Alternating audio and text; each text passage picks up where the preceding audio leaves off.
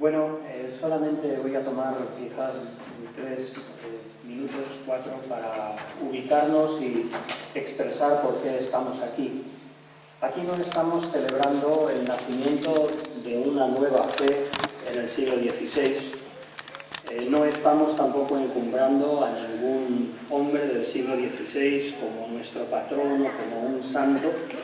Estamos simplemente celebrando que la proclamación pública de lo que entendemos el Evangelio, según se anunció y según se creyó en los primeros siglos del cristianismo, fue oscurecido por diferentes situaciones a lo largo de unos siglos, hasta que en el siglo XVI, después de varias convulsiones y casi podríamos decir unos dolores de parto, hubo una chispa que encendió el debate teológico, y no solamente acerca de reformas, acerca de prácticas que se habían desviado, sino acerca de los fundamentos mismos de lo que constituye el Evangelio de la Iglesia cristiana. Es de todos reconocido de que en el siglo XVI la Iglesia había llegado a un punto de declive y de decadencia en sus instituciones, que desde dentro y desde fuera surgieron diferentes movimientos para tratar de recuperar un cristianismo genuino y verdadero. Y así tenemos prácticamente desde el siglo XI, XII, XIII movimientos de renovación, de búsqueda de Dios, porque se entendía que la Iglesia institucional como existía era realmente una copia muy decadente de lo que Jesús había dejado en esta tierra. Así tenemos dentro de la Iglesia diferentes iniciativas de renovación, pero que se mantuvieron dentro de lo que fue la estructura católico-romana. Pero también hubo desde el siglo XI, siglo XII, siglo XIII, hubieron otros movimientos como Pedro de Baldo, como Juan Wycliffe en Inglaterra, como Juan Hus en Moravia, que buscaban una respuesta en la fuente, que es la palabra de Dios, y enraizados y emergiendo de esa palabra, traían un mensaje que era totalmente diferente en su presuposición y en su resultado. Así tenemos esos hombres que anticiparon a Lutero, y algunos de ellos expresaron una fe muy similar a la de Lutero. Pero fue el 31 de octubre de 1517, quizás reaccionando a unos abusos en las prácticas de la Iglesia de entonces, que Martín Lutero clavó 95 artículos de fe que tenían que tratar primariamente con la cuestión de indulgencias o la figura del papado. Pero la discusión y el debate de esos 95 artículos, lo que desembocó, como estamos diciendo, es en sacudir los mismos cimientos del cristianismo tal y como se estaba proclamando entonces. Por lo cual, no fue una lista que se confeccionó a propósito, pero de una manera natural surgieron 4 principales dogmas de fe y una meta como característica del mensaje cristiano. En primer lugar, ¿quién era la autoridad? ¿Con qué autoridad se debatían los diferentes asuntos sobre los cuales habían diferencias? Martín Lutero, Calvino, Zwinglio, etc., abogaban por la Escritura como la única fuente de autoridad. No había ninguna otra palabra a ese mismo nivel. En segundo lugar, la persona del Señor Jesucristo como único mediador.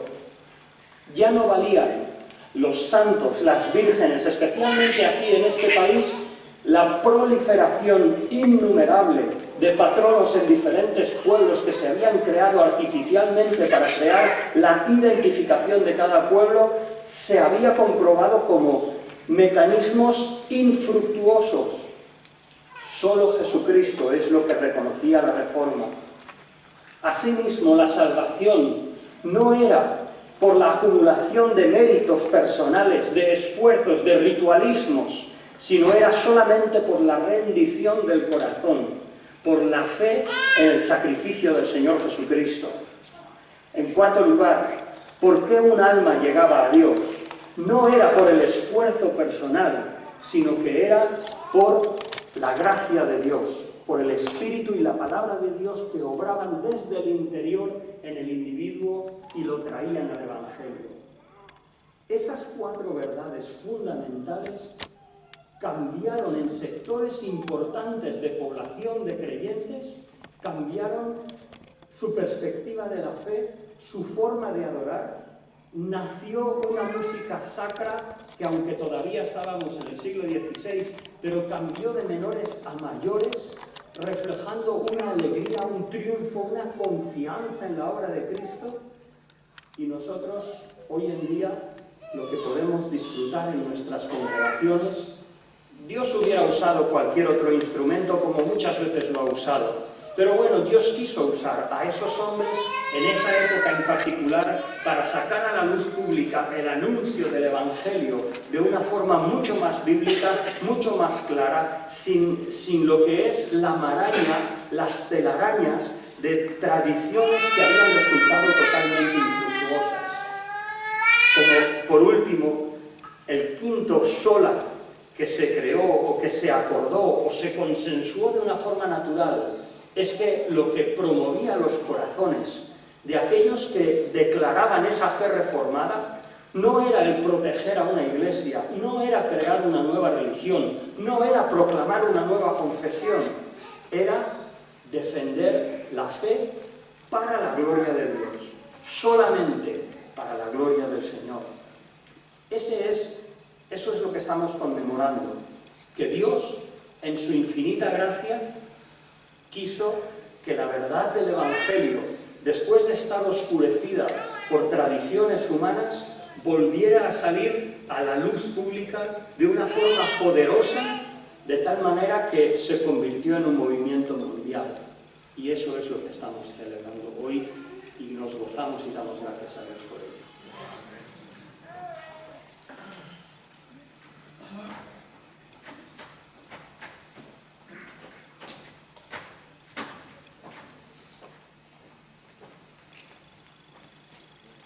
No, gracias, Manuel.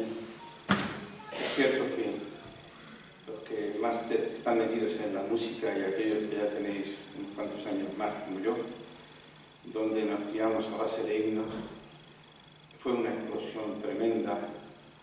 Todo eso se expresó en música, todo eso se expresó en cantos, todo eso se expresó en cantos, ¿verdad?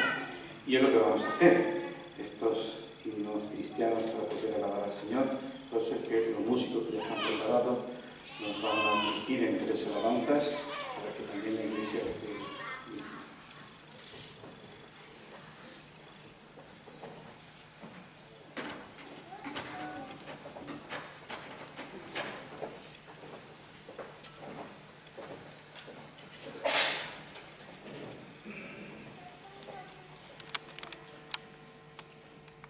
Aleluya.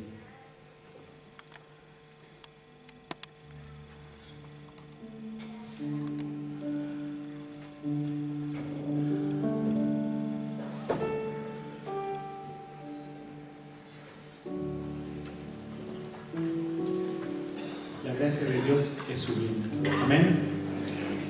No escuché. Amén. La gracia de Dios es grande, es poderosa.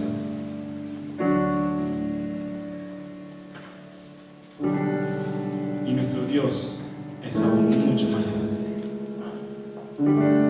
Aleluya.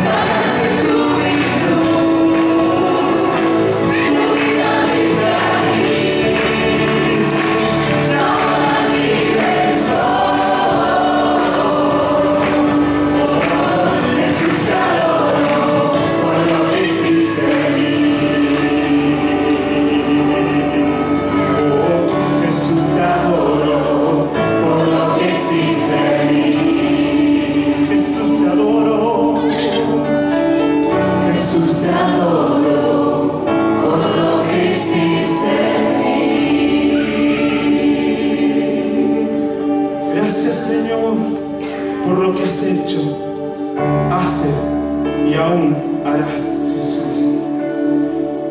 Aleluya. Porque grande es tu fidelidad. Grande es tu fidelidad, Señor.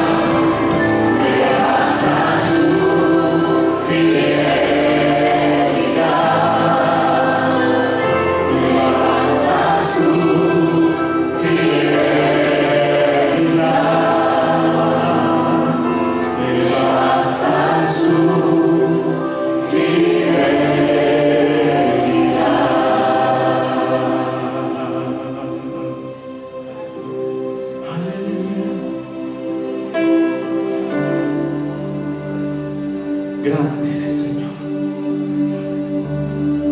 Grande, incomparable es tu amor. Grandes son tus maravillas. Y hoy podemos declarar: grande eres tú, Señor.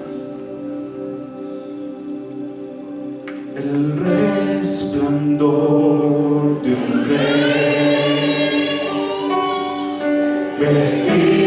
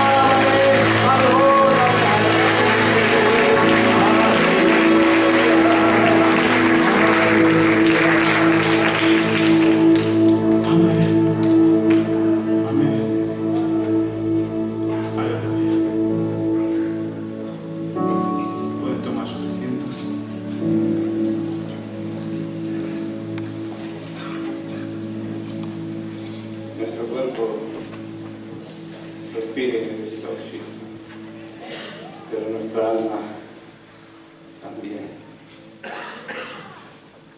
Le damos gracias al Señor, no solo del pan vivirá el hombre. Hay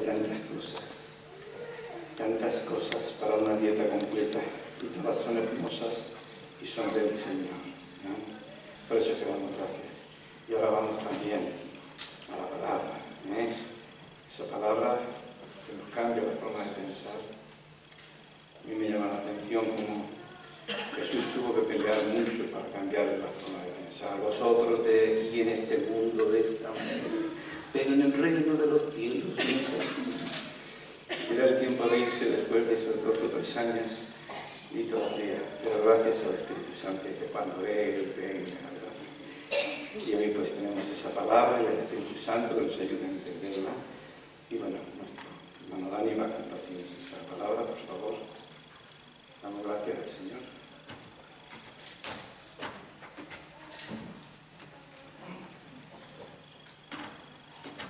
Buenas tardes. Buenas tardes. Vamos a tener ese tiempo en el que vamos a meditar en la palabra de Dios, pero antes me gustaría poner este tiempo en oración delante de Dios para que nos ayude para entenderla y para que su Espíritu la aplique en nuestra vida. Así que vamos a orar. Señor, te damos gracias por este privilegio que es recordar hoy que tú eres el Dios que sigue en control de toda la historia, el Dios soberano, el Dios en el que hay salvación. Y te pido, Señor, te pedimos en esta tarde que tú bendigas la exposición de tu palabra, que tú me des claridad y fuerza y fidelidad a la hora de exponerla, para que sea tu palabra la que sea expuesta. Y te pido, Señor, por nuestros corazones, que tú los prepares para escuchar expositivamente, para escuchar tu palabra, y que tu Espíritu Santo trabaje en nuestros corazones, en nuestras vidas, para ser transformados por ella. Te lo pedimos en el nombre de Jesús. No sé cuántos de vosotros conocéis o habéis leído este clásico de la literatura que es El progreso del peregrino. Es un clásico, es un relato, una obra maestra que nos explica en forma de sueño, es un relato que nos explica el viaje de Cristiano desde la ciudad de la destrucción hacia la ciudad celestial, aquella cuyo arquitecto es Dios. Es un libro muy entretenido, incluso los niños lo disfrutan y da pie a muchas conversaciones, y es una manera sencilla a la vez de recordar principios. Vemos cómo se expone la palabra a través de ese camino, ese peregrinar de Cristiano desde la ciudad de la destrucción hacia la ciudad celestial, un peregrinar en el que este personaje se encuentra por el camino con buena gente, se encuentra con personas como Esperanza, se encuentra con personas como buena voluntad, fiel, Esperanza, así como también con otros llamados obstinado, interesado, el gigante de desesperación. Es un viaje interesante, un peregrinar. Y una de las escenas que más me ha impactado cuando lo leí por primera vez se encuentra en el capítulo en el que Cristiano, acompañado de Esperanza, llegan a un río, en una pradera en la cual descansan por unos días, un río en el que hay aguas buenas, un río muy agradable, un río que dice que es de refrigerio para sus cuerpos agotados. Después de gozar de estas aguas y de los frutos de los árboles, ellos retoman el camino hacia la ciudad celestial, con la mala suerte que un poco más adelante ese camino se va separando de ese río tan rico de aguas refrigerantes, y el camino se empieza a desviar y a separar un poco. Ellos no querían dejar este camino porque este camino es el que lleva a la ciudad celestial, pero como leemos, este camino cuando se iba separando del río era muy áspero y los pies de los peregrinos estaban muy delicados por el mucho andar, y así que se desanimaron porque ese camino no solamente abandonaba el curso del río, sino que se volvía áspero a sus pies. Pero a pesar de esto prosiguieron, continuaron, aunque deseando algo mejor, y más adelante se dieron cuenta de que había un camino paralelo, un camino que iba a la par, que aparentemente seguía el mismo camino, y Cristiano animó a su compañero a tomar ese camino. Era cuestión de bajar unos escalones para recorrer ese camino, un camino que recorría el prado de la senda extraviada. Es interesante cómo van apareciendo los nombres, tú ya te das un poco de idea de qué va a pasar. El camino de la senda extraviada. Cristiano animó a su compañero a Esperanza y dijo: oye, tomemos ese camino mientras este sea paralelo. Bajaron, caminaron y fueron hacia adelante. Y esto es lo que quería yo, decía Cristiano. Por aquí andaremos con más facilidad. Vamos, porque este camino es más cómodo. Y Esperanza le dice, ¿y si este camino, esta senda nos extraviase? Pero él dijo, no puede ser, porque este camino va a la par. Va uno al lado del otro. Así que tomaron este camino. Un camino mucho más ligero para sus pies, un camino mucho más cómodo, un camino que iba paralelo al camino. Más adelante se encontraron con otra persona, se encontraron con vana confianza, a quien le preguntaron, ¿este camino lleva a la ciudad celestial? Le dijo, por supuesto, este camino lleva a la ciudad celestial. Y continuaron caminando por ese camino. Llegó la noche, oscureció hasta el punto que ya no veían al hombre que llevaba delante, hasta que de repente el hombre que iba delante cayó en un foso, cayó y pegó un grito al caer, y ellos se asustaron. Este hombre cayó en una trampa que el dueño de esos terrenos había puesto para pillar a los tontos que iban por ese camino. Así que Cristiano y Esperanza se dieron cuenta de que se habían equivocado y querían regresar al camino bueno, pero de repente cayó una fuerte tormenta, fuertes relámpagos, un estruendo, no sabían encontrar el camino, así que llegaron hasta un lugar y ahí pararon y descansaron. Cristiano decía, ¿quién nos iba a decir que esta senda nos habría extraviado tanto? No lejos de allí había un castillo, y esa era una de las escenas que más me gusta, que no os voy a explicar hoy. El castillo del gigante Desesperación, el castillo de la duda. Ese castillo pertenecía al dueño de esos terrenos, y al día siguiente, en la madrugada, este gigante llegó y se encontró a estos dos peregrinos durmiendo en sus terrenos. Cristiano y Esperanza durmiendo en los terrenos que eran propiedad de ellos. Y este gigante, pues, leemos, los empujó delante de sí y los metió en un calabozo de su castillo muy oscuro, hediondo y repugnante a los espíritus de esos pobres hombres. Allí estuvieron desde la mañana del miércoles hasta el sábado por la noche, sin tomar bocado de nada, ni una gota de agua, sin luz y sin que nadie les preguntase cómo les iba. Triste era su situación, y muy lejos de amigos y conocidos, y más triste aún la de Cristiano, porque a causa de su mal aconsejada prisa, habían caído en tamaño de infortunio. Y si quieres saber cómo termina, toma el libro y te lo lees. Es muy interesante. Básicamente, a través de este relato, el autor nos está diciendo algo que incluso nuestros padres nos habían dicho. Cuidado el camino que tomas. Hay caminos que parecen buenos, hay caminos que parecen rectos, pero no son un buen camino y no te van a llevar a ninguna parte. Y como todos nosotros, desde pequeños, somos tan obedientes a los padres, tenemos que experimentarlo a lo largo de nuestra vida. Una leve desviación puede ser nefasto para nuestras vidas. Tomar el camino equivocado puede ser nefasto. Caminos que pueden parecer similares, parecidos, pero que no son el camino verdadero. Y luego, más adelante, te puedes encontrar como cristiano en el castillo de la duda, sufriendo y temiendo, incluso hasta la muerte por causa de una mala decisión. Hoy estamos aquí, como recordaba el pastor Manuel, para celebrar de manera especial el inicio de lo que llamamos Reforma Protestante.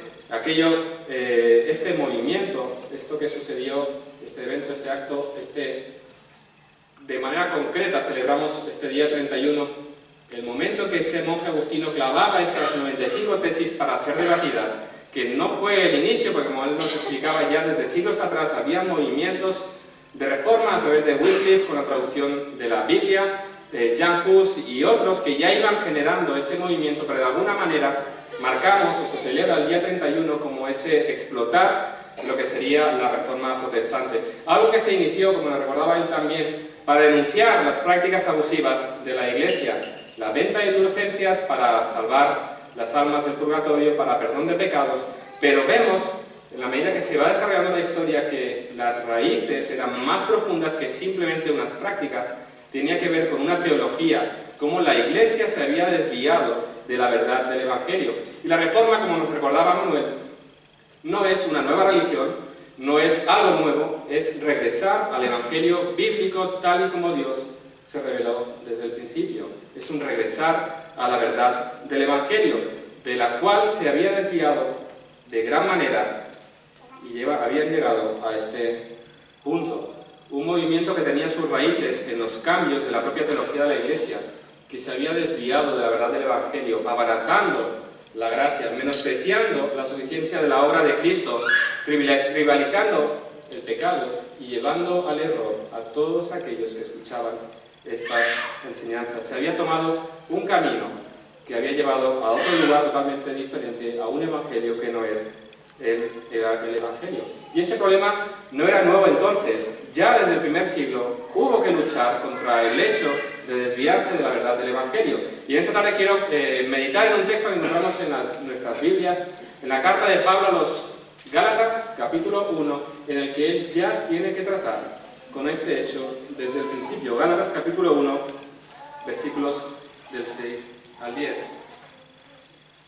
Gálatas 1, del 6 a 10, leemos: Estoy maravillado de que tan pronto os hayáis alejado del que os llamó por la gracia de Cristo para seguir un evangelio diferente.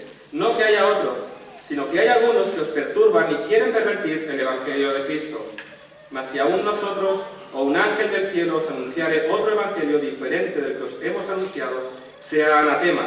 Como antes hemos dicho, también ahora lo repito: si alguno os predica diferente evangelio del que habéis recibido, sea anatema. Pues busco ahora el favor de los hombres o el de Dios, o trato de agradar a los hombres, pues si todavía agradara a los hombres, no sería siervo de Cristo. Contrariamente a la suave amonestación que Esperanza le hace a Cristiano cuando parece que se van a desviar, Pablo usa en ese texto palabras duras, palabras contundentes. Si os fijáis en los versículos 8 y 9, Pablo pronuncia maldición hacia todo aquel que pervierta la verdad del Evangelio. No son palabras fáciles, porque alguien como Lutero, como recordamos hoy, se metería en problemas como le sucedió por causa de defender la verdad del Evangelio. Porque Pablo hablaría de la manera que lo hace a unos hermanos en la fe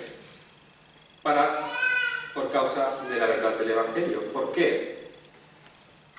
Porque el Evangelio de Jesucristo es una buena noticia. Y alterar o adulterar este mensaje siempre lo convierte en una mala noticia. El Evangelio de Jesucristo es una buena noticia, la buena noticia de salvación en Cristo. Adulterar o alterar este mensaje lo convierte en una mala noticia, esclaviza a aquellos que lo escuchan. ¿Cuál es el Evangelio que Pablo predicó? Versículo 4. Que Cristo murió por nuestros pecados conforme a las Escrituras, que fue sepultado y que resucitó al tercer día conforme a las Escrituras. Esto lo leemos en 1 Corintios. Una definición de Evangelio para que tengamos en nuestras mentes. Esta definición la dio el autor Ray Aulund en su libro El Evangelio, y él define el Evangelio de esta manera: el Evangelio es la buena noticia de que Dios, por medio de la vida perfecta y la muerte expiatoria y la resurrección corporal de Jesucristo, rescata a todo su pueblo de la ira de Dios para tener paz con Él, con la promesa de una restauración completa de su orden creado para siempre, todo para la alabanza de la gloria de su gracia. Esta es una definición del Evangelio. Como hemos leído aquí en Gálatas, Pablo nos habla de aquel que murió por nuestros pecados. Esto es buenas noticias. Esto es una buena noticia. Ahora, ¿cómo se pierde o cómo se pervierte este mensaje? Bueno, lo podemos entender o podemos ver en lo que sucede en la iglesia de Galacia a la luz de lo que Pablo tiene que hablar con ellas. Estas iglesias de Galacia estaban conformadas principalmente por gentiles, es decir, no judíos, que habían recibido el Evangelio predicado por Pablo y habían creído, se habían rendido a Cristo, habían sido salvos. Pero al poco de escuchar esa predicación del apóstol, llegaron otras personas. Llegaron personas que venían a decirles que está muy bien tener fe en Cristo, pero les hacía falta algo más para ser verdaderamente salvos. Ellos querían convertir al judaísmo a estos creyentes gentiles. Eran hombres que recorrían cada una de las iglesias en las que Pablo había estado predicando el Evangelio de Jesucristo y venían a decirle: muy bien, ¿queréis el Evangelio de Jesucristo? Perfecto, pero os tenéis que hacer judíos, tenéis que cumplir la ley, tenéis que hacer las ceremonias, tenéis que cumplir los rituales, tenéis que circuncidaros. Solamente de esa manera seréis realmente salvos. Ellos estaban diciendo que la fe en Cristo está bien, pero falta algo más. El punto, y era añadir a la fe esas obras de la ley. Esta era la ecuación que ellos venían a predicar. Fe en Cristo más obras de la ley es igual a salvación. ¿Os suena este mensaje? Hoy en día muchos predican esto y muchos viven conforme a esto, como si a través de las obras de la ley, a través de las buenas obras de caridad, todo lo que queramos, nuestros méritos, podemos colaborar con la salvación. Ellos habían encontrado la fórmula, ellos habían encontrado el punto para la salvación, como cuando haces un guiso y pruebas si le falta algo y le pones la sal y dices: ya está en el punto. Ellos habían encontrado el punto de la salvación, pero para Pablo esto no sería así. Si él tuviera que hacer una ilustración para explicar lo que significa añadir a la fe en Cristo las obras, él hablaría, por ejemplo, de poner sal en el café. Yo no sé si tú lo has probado, a mí me pasó porque una vez alguien puso sal donde iba el azúcar. Es asqueroso. Pierdes el café por completo. Y esa ilustración es buena, pero ese café solamente es repugnante. Para hacer una ilustración más fiel, podríamos hablar de un agua contaminada con la bacteria E. coli, que te puede llevar a tener mal de pancha, a algo mucho más grave. Incluso en alguna variedad de esa bacteria puede llegar a provocar la muerte.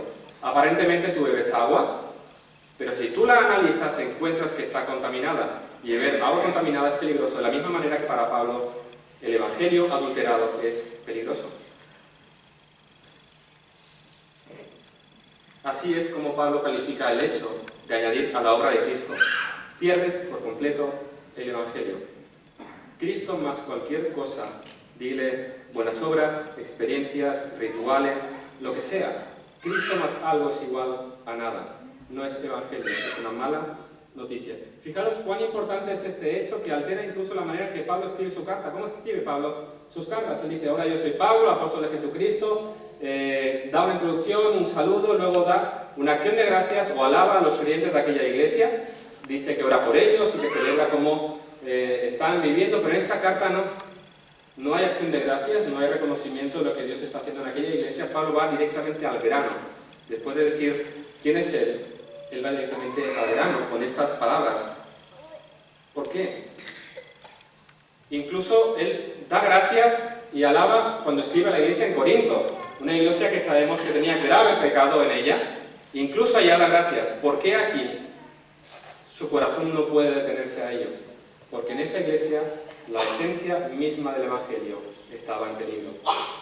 Y eso para él era tan importante que era lo primero que se tenía que considerar. ¿Por qué para él era tan importante? Porque en el centro del evangelio que Pablo predicaba, el centro del evangelio que Pablo recibió y que él había anunciado, era, como él expresa en el capítulo 2, versículo 16, que el hombre no es justificado por las obras de la ley, sino solo mediante la fe en Cristo Jesús.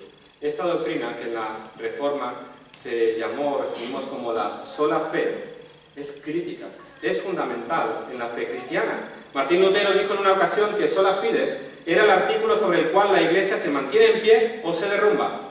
Era tal su convicción, la de Lutero, que afirmó que este artículo es la cabeza y piedra angular de la Iglesia, por el cual nace, se alimenta, crece, preserva y protege a la Iglesia. Sin este, la Iglesia de Dios no subsistiría ni una hora. Es crítica, es fundamental esta doctrina de la sola fe. ¿Por qué? Porque responde a la pregunta de ¿qué debo hacer para ser salvo? Si niegas la justificación solamente por la fe, estás perdiendo nada más y nada menos que el mismo evangelio. ¿Por qué? Piensa que un día te presentarás delante de Dios. Es una realidad. Él vendrá. Va a haber un juicio. Todo hombre y toda mujer se va a presentar delante del Dios eterno que va a juzgar al mundo. Un día te presentarás delante de aquel Dios al cual has rechazado, has ignorado, del cual te has burlado. Aquel día serás declarado culpable. Todo hombre es culpable de pecado desde el mismo nacimiento. Todos hemos sido afectados por el pecado desde la caída de Adán y Eva. Ellos eran nuestros representantes en el jardín y por su caída ahora todos nosotros somos pecadores, merecemos condenación. Y un día todos nos presentaremos delante de Él, sabiendo que la sentencia es clara, culpable. Y tú sabes que eres culpable, porque si eres sincero contigo mismo, sabes que no eres bueno. Sabes que en alguna ocasión has mentido, en alguna ocasión has engañado, en alguna ocasión has tenido ira hacia alguien con el deseo de muy malos pensamientos hacia alguien. Alguna vez has mirado alguna cosa que no debieras mirar, alguna vez has codiciado alguna cosa que no debieras codiciar, y podríamos seguir así. La realidad es que todos y cada uno de nosotros tenemos algo, que es la conciencia. Es el hecho, al haber sido hechos a imagen y semejanza de Dios, esa imagen no ha sido borrada por completo, ha quedado borrosa, por eso aún el hombre sabe que hay cosas que están bien y cosas que están mal. Y si tú eres sincero y tú realmente te pones y te comparas al estándar de la ley de Dios, tú sabes que eres culpable, sabes que no eres tan bueno como te imaginas. Sabes en lo más profundo de tu corazón que tienes un problema con Dios y quizás por eso lo rechazas o lo niegas porque no quieres ponerte delante de Él. Quizás has venido aquí hoy buscando una paz que no encuentras, quizás has asistido a una de las iglesias que estamos aquí reunidas buscando esa paz que no encuentras para tu alma, para tu corazón, porque tu pregunta es, ¿qué voy a hacer yo aquel día? ¿Qué le vas a decir a Dios aquel día que la sentencia sea culpable? ¿Qué puedes hacer para ser declarado justo en aquel día? Esa es la pregunta. ¿Qué tengo que decir o qué tengo que hacer para que aquel día Dios me declare justo y pueda pasar con Él toda la eternidad? Todas las religiones vienen a decirte lo mismo. Sé bueno, haz buenas obras, intenta ser un buen padre, un buen esposo, un buen vecino, un buen ciudadano, paga tus impuestos, cumple las leyes de la velocidad en la carretera, etcétera, etcétera. Un evangelio adulterado, falso, te dirá que te esfuerces en hacer lo mejor que puedas, que hagas buenas obras. Y quizás estás aquí y llevas un tiempo haciendo esas buenas obras, intentando conseguir ser bueno para darte cuenta que no puedes. Nada de esto va a servir. Como la misma Biblia dice, la palabra de este Dios ante el cual nos vamos a presentar. Leemos en Efesios 2, por gracia sois salvos por medio de la fe, y esto no de vosotros, pues es don de Dios, no por obras, para que nadie se gloríe. No es por obras, no es por méritos, no es por intentar ser lo mejor posible, es solamente por medio de la fe. Una fe que incluso es un don de Dios, es un regalo de Dios. Fijaros en el detalle, es por medio de la fe, no por fe. La fe no salva. La fe no salva.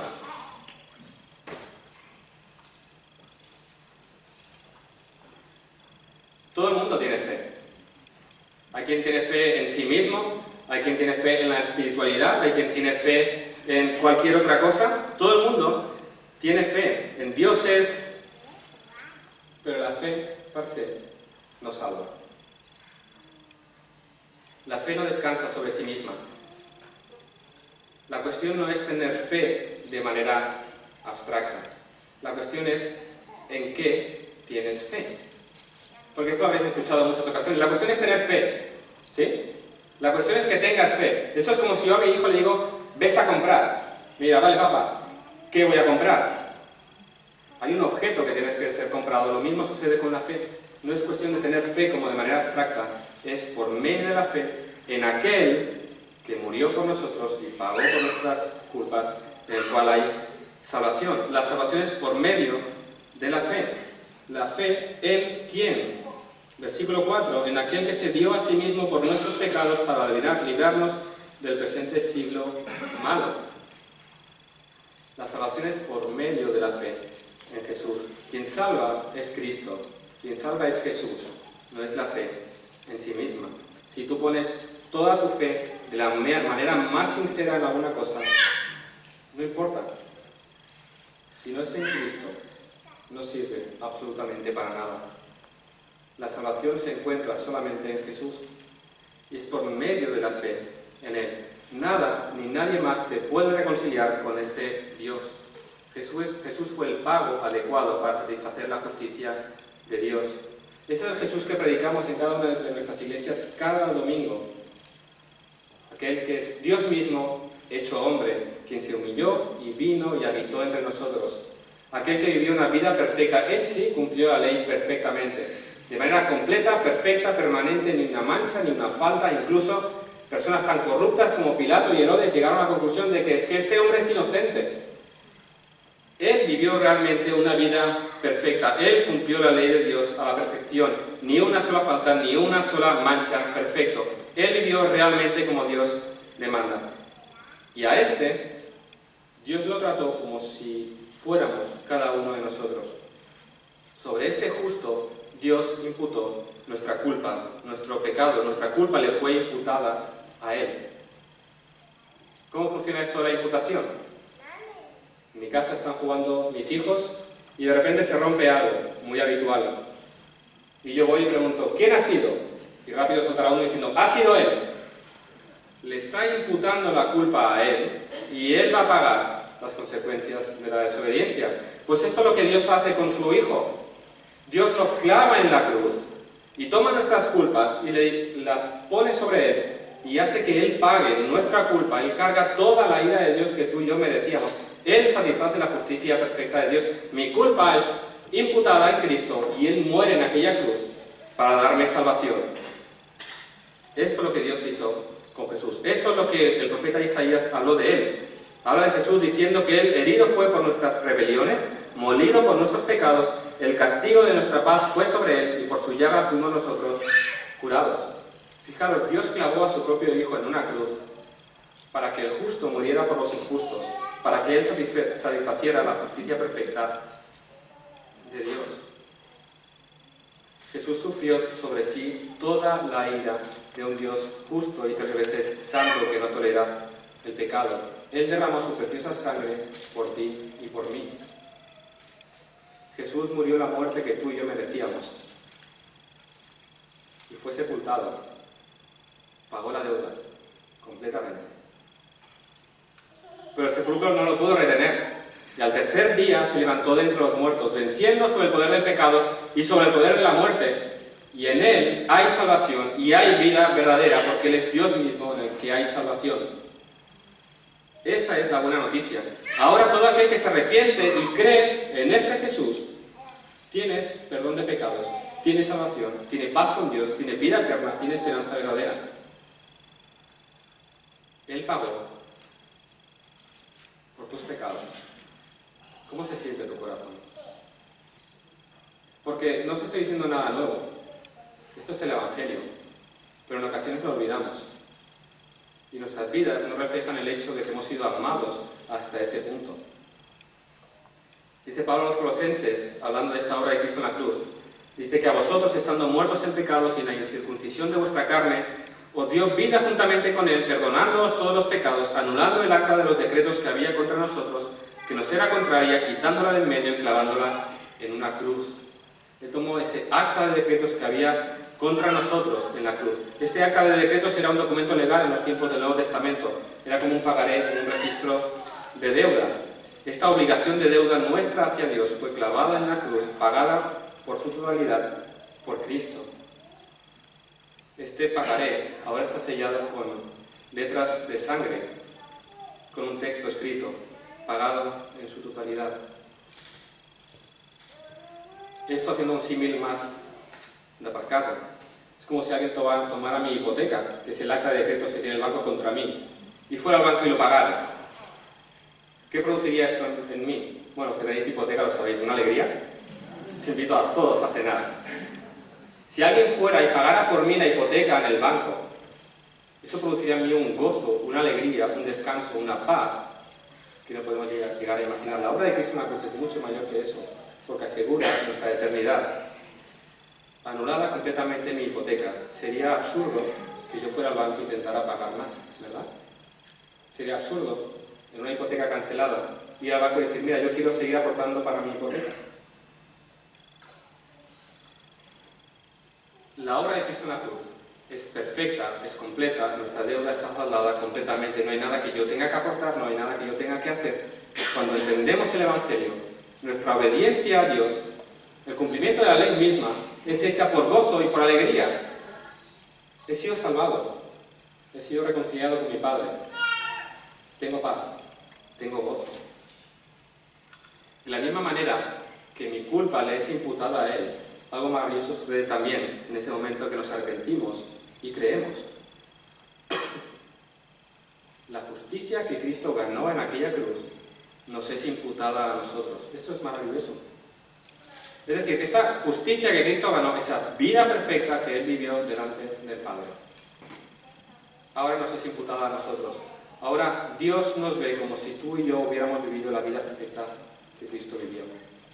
Eso nos libera, eso nos da paz.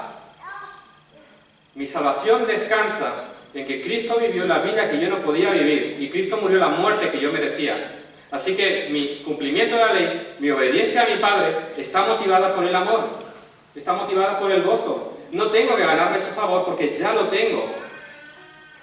Es absurdo intentar comprar el favor de Dios cuando ya lo tenemos. Somos sus hijos, hemos sido adoptados en su familia. Mi hijo, por mucho que se esfuerce, no será más hijo mío. Es mi hijo. Y él me obedecerá y guardará lo que yo le mandé por amor a mí, para alegrar mi corazón. Pero él está descansado porque sabe que es mi hijo y nada que suceda va a hacer que deje de ser mi hijo. Y esto que es tan sencillo, ¿verdad? En ocasiones nosotros no vivimos conforme a esta realidad y nos esforzamos en ir a la iglesia, en ofrendar, en servir en 1000 lugares para encontrar la paz en nuestras almas. Y hacer todo eso está bien, ahora no significa que... Pero si tú encuentras tu paz y el descanso en hacer, es que has olvidado el Evangelio. Has sido salvado, eres lo que eres solamente por gracia. Nada que hagas podrá pagar aquello, nada que hagas podrá cambiar absolutamente nada. Gózate y sirve a Dios. Somos declarados justos por Dios, no en base a nuestros méritos, sino por los méritos de Jesús. Una salvación que recibimos gratuitamente, solo por gracia, solo por medio de la fe sola en Cristo. Es un don, es un regalo, es para nosotros y es para siempre. Y esto son buenas noticias. Cristo es suficiente. Mi vida, mi futuro está seguro en Él. Estos son buenas noticias. Cualquier otro mensaje, como decía al principio, son malas noticias. Fijaros en cómo lo dice Pablo. Voy a leer los versículos 6 y 7 de la versión de las Américas, que dice: me maravillo de que tan pronto hayáis abandonado al que os llamó por la gracia de Cristo para seguir un evangelio diferente, que en realidad no es otro evangelio, solo que hay algunos que os perturban y quieren pervertir el evangelio de Cristo. No es que haya muchos evangelios, no es que haya otro evangelio, no hay otro evangelio, solo hay un evangelio en el cual hay salvación y es el evangelio de Cristo. El evangelio trae libertad. Lo que los hombres en Galacia predicaban trae condenación, trae esclavitud, te vuelve a poner en esclavitud. Si tú quieres cumplir la ley, le dice Pablo a los Gálatas, más adelante dice: yo os digo, Pablo, que si os circuncidáis, de nada os aprovechará Cristo. Y otra vez testifico a todo hombre que se circuncida que está obligado a guardar toda la ley. Eso es esclavitud, eso es condenar. Porque si alguien predica o te dice que tienes que ser bueno y hacer buenas obras, la pregunta es: ¿cuán bueno es suficientemente bueno? ¿Cuándo sé que he cumplido suficiente? ¿Cuándo sé que he alcanzado el nivel de calidad o de cantidad de buenas obras que Dios demanda para que yo esté tranquilo? Es agotador. Todas las religiones del mundo tienen a personas agotadas intentando llegar a un estándar que nunca llegan a conseguir. ¿Cuán bueno es suficientemente bueno? Ser como Cristo. Solo Él vivió esa vida. Vivir por obras es vivir esclavizado. Además, aportar obras, méritos, esfuerzos, religiosidad significa reducir, minimizar la obra que Cristo hizo en la cruz. Intentar con mis obras, con mis esfuerzos y con méritos aportar, como decían estos judaizantes, es decirle a Dios que la obra de Cristo en la cruz no es suficiente. Que es necesario que yo aporte por mi parte para que esto sea completo. Es decir, que la obra de Cristo está bien, pero que es necesario que yo aporte mi pequeño grano de arena. Y eso es minimizar. Para mí eso es insultar al Cristo que en la cruz pagó con su sangre. Porque esa obra es completa, esa obra es perfecta, no es necesario más. Desviarse del verdadero evangelio es peligroso. Y Pablo, fijaros que en este texto no está diciendo, no se asombra de que estos hombres...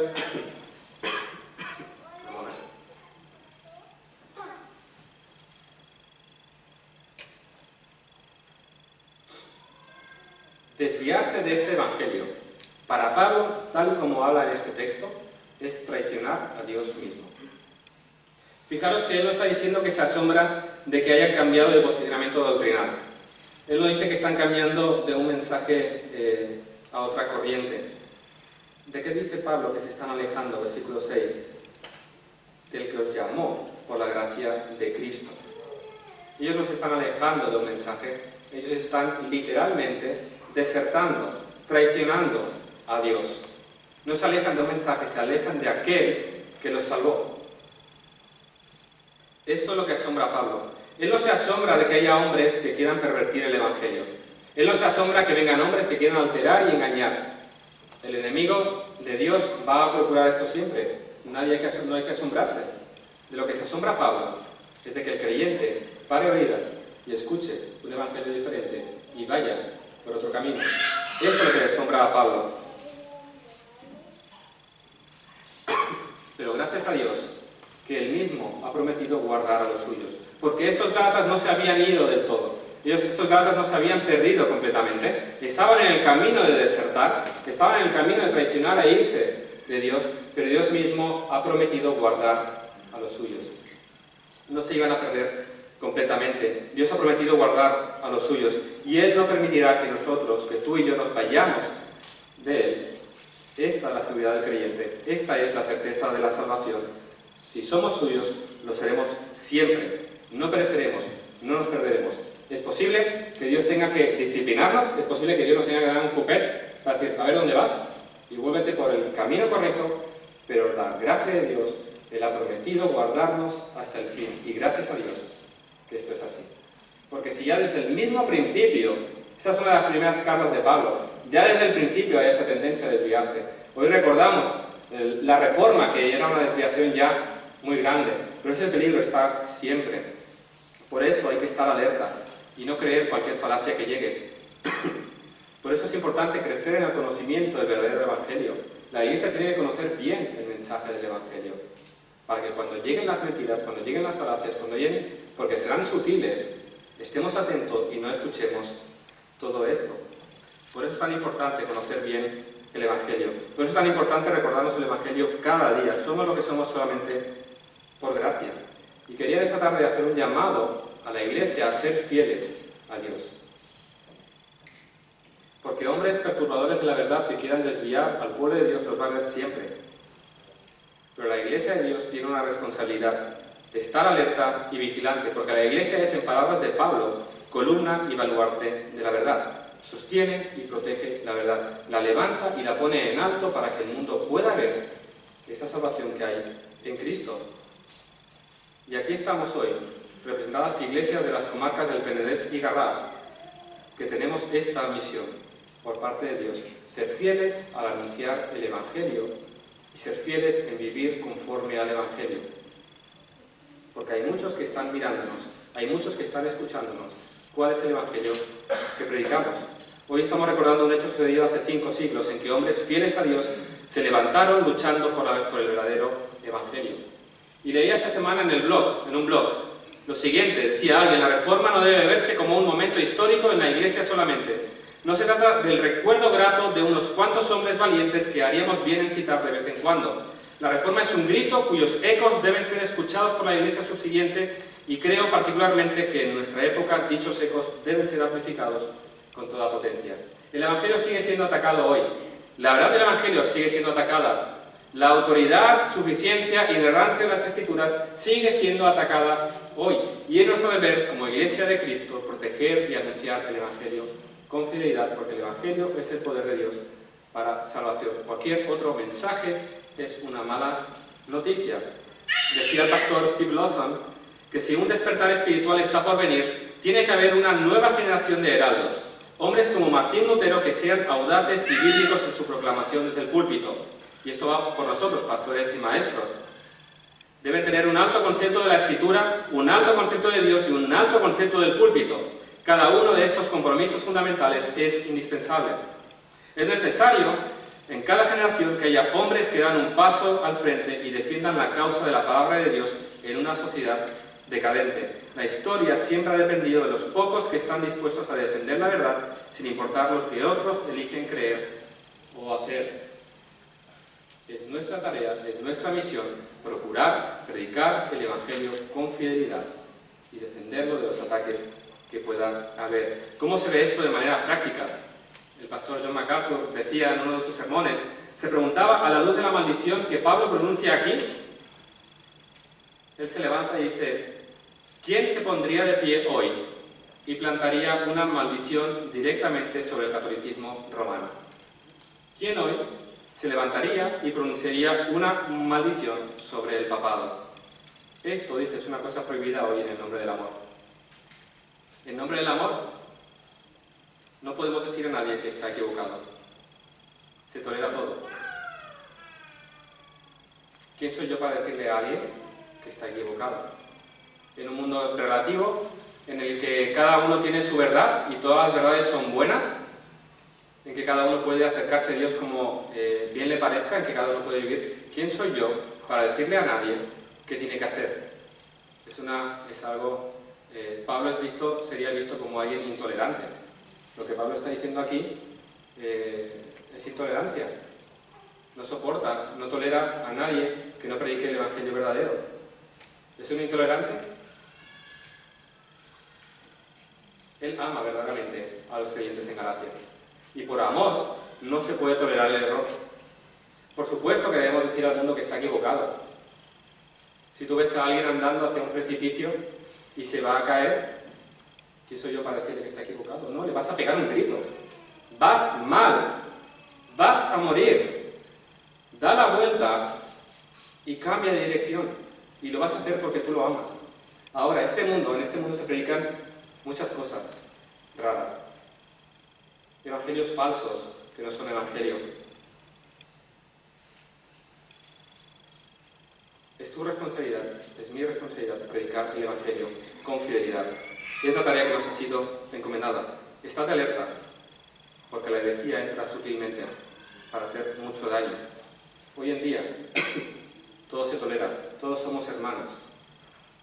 Hay movimientos ecuménicos en el que cabe todo el mundo.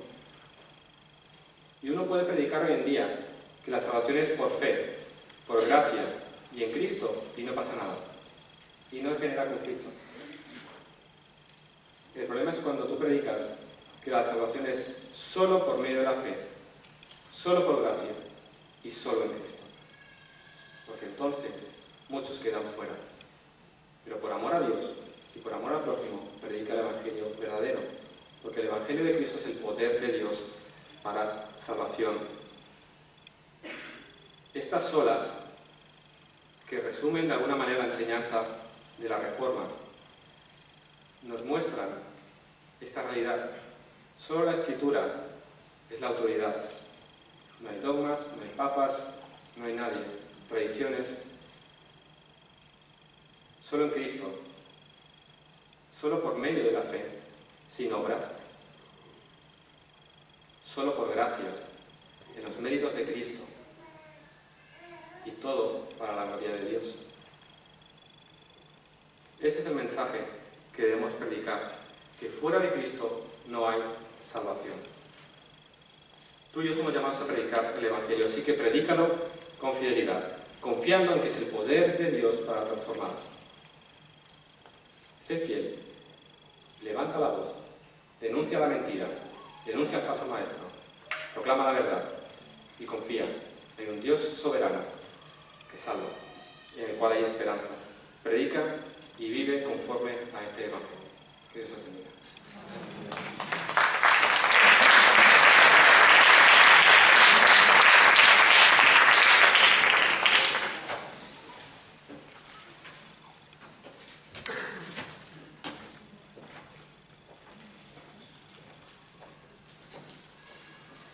Gracias, Janito. Los aplausos son para Cristo, pero el que se prepara, el que cocina para dar de comer la palabra y una buena palabra, dice también a él, hay que agradecer al Señor, ¿verdad? Que se ha preparado de esta forma. De realidad no contenía nada, pero me ha hecho gracia un detalle. Estamos hablando de esas tesis allí clavadas, y entonces de repente oigo el texto que Cristo en la cruz clavó, y uy, y Cristo clavó, o sea, antes que Lutero. Hay una diferencia. Creo que la palabra dice que todos somos malos, todos somos pecadores, pero en la Reforma había gente de buena fe, gente buena que buscaba lo bueno, y había gente mala. Sí, mala. Religiosos malos, que Jesús a los religiosos de su tiempo, algunos de ustedes dicen, vosotros sois hijos del diablo. Y en la Reforma ves que hay gente buena que quiere cambiar y tiene que quedar. El mancho, al ver que Cristo clavó en la cruz, qué diferencia, ¿no? ¿Qué quería cambiar al Padre? Si el Padre lo envió, porque nosotros somos los malos, para cambiar. El mismo Padre, el que le envió ahí para ayudar. Tenemos un mensaje del Evangelio, se nos ha dado un reto para que nos pongamos en nuestro sitio. Porque muchas veces uno dirá, no, yo no voy por un camino. Sí, perdona, yo voy por el camino de la comodidad. Sí, es sensato, ¿eh? Yo voy por el camino de la comodidad. Pues sé que algunos no están aquí porque querían terminar en Madrid-Barcelona, ¿no? Por ejemplo, muy interesante, no sé cómo ha quedado, pero bueno. Pero buscar primeramente el reino de su justicia, ¿verdad? Damos gracias al Señor. Bien, ahora seguimos con el canto, los músicos están allí, los reyes están allí. Bien.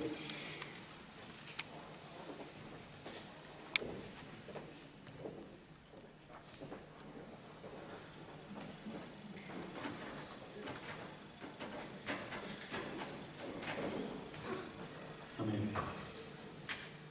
Que nuestra vida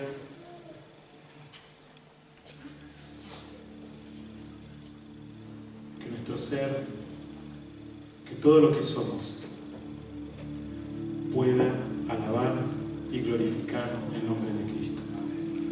Amén. Si es así, en esta noche, al acabar, proclámalo. Y más allá de una canción, créelo. Y decir al Señor que todo lo que somos pueda alabar el nombre de Cristo. Amén.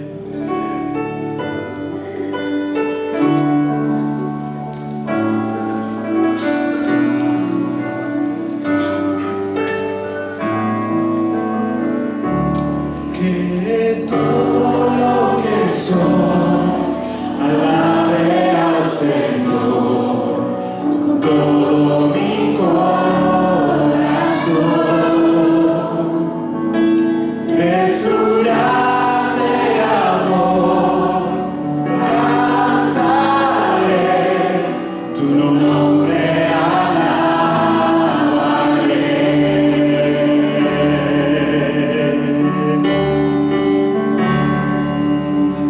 sale el sol, es un nuevo amanecer. Cantaré a ti otra vez, sea lo que venga, confiaré en ti.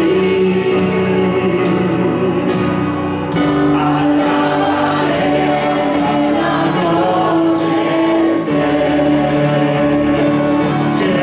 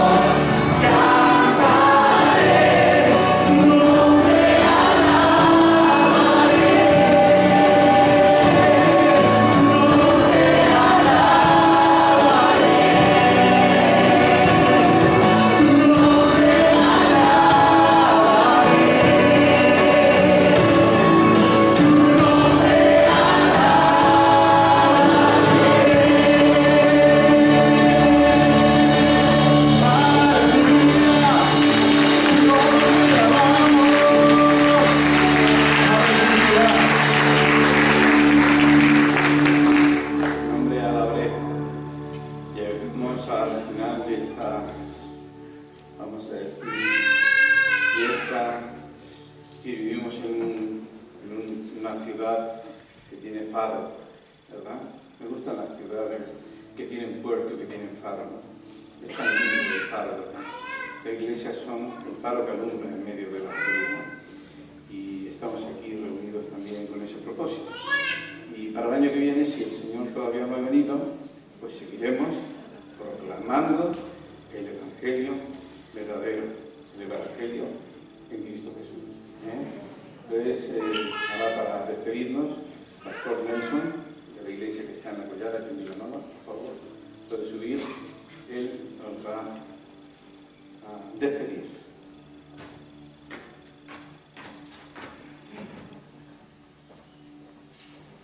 Hagamos la despedida así, de pie, todos juntos.